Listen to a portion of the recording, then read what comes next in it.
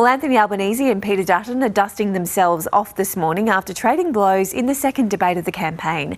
Power bills, housing, climate change and the public service featured heavily. So let's bring in our reporters on the campaign trail in Sydney, Olivia Casely and Tom Crowley. Good morning to you both. Tom, a couple of difficult moments for Peter Dutton, including the admission he'd made a mistake for the second time this campaign. How did he fare?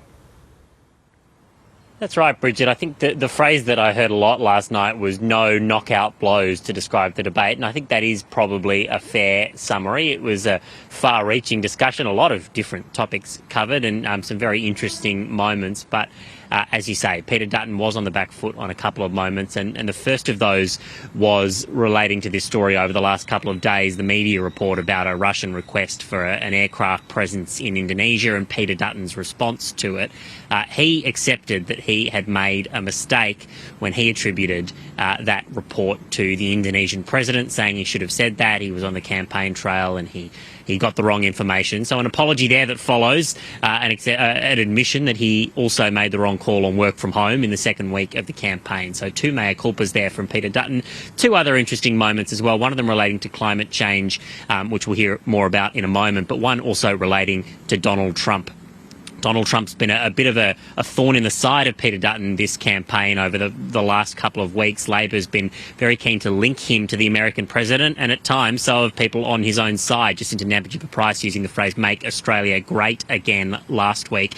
Persistent questions about Peter Dutton's closeness to Donald Trump at a time when his actions are worrying many Australian voters, according to a new Lowy Institute poll. Lots of Australians concerned about the Trump administration, and that seemed to be showing from Peter Dutton when he was asked by David Spears whether he trusts Donald Trump.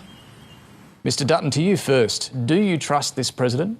Well, David, I said in relation to President Trump that I thought the scenes that we saw coming out of the White House, the treatment of President Zelensky was a disgrace, that it was appalling. And I stand by those comments. And we need to have a very strong working relationship with the United States. Of course we do. Do you trust him, was the question. Well, we trust the United States, and I don't know the president. I've not met him. The Prime Minister obviously has been able to. So you're not willing to say you trust Donald Trump? I don't know Donald Trump is my point.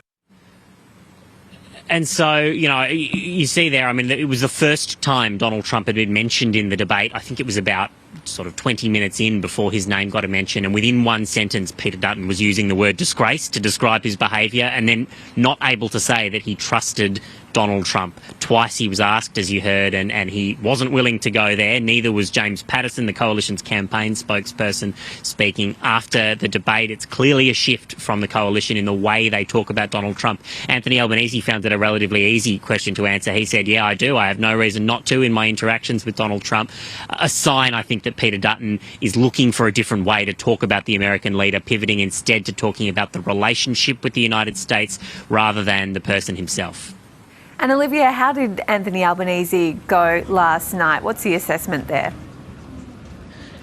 Good morning. From the chaotic campaign environment of the bus at the moment, you might have heard the roll call before, so just bear with me. Ultimately, Anthony Albanese had a pretty consistent performance last night, really building on his win in the first election debate. And both leaders were touching on a range of issues, from Indigenous affairs to health to cost of living. When it comes to some of those pressure points, there was some tension around the question of negative gearing. So we did see Anthony Albanese, Prime Minister, initially denying that any modelling had been commissioned or conducted when it comes to changes in that space. He was pressed on this again and said that that wasn't right. And this seemed to contradict a message from the Treasurer Jim Chalmers last year, when he seemed to say that it's very normal for governments to conduct this kind of modelling in this space. He later clarified later on that both him and the Prime Minister were on the same page on this, but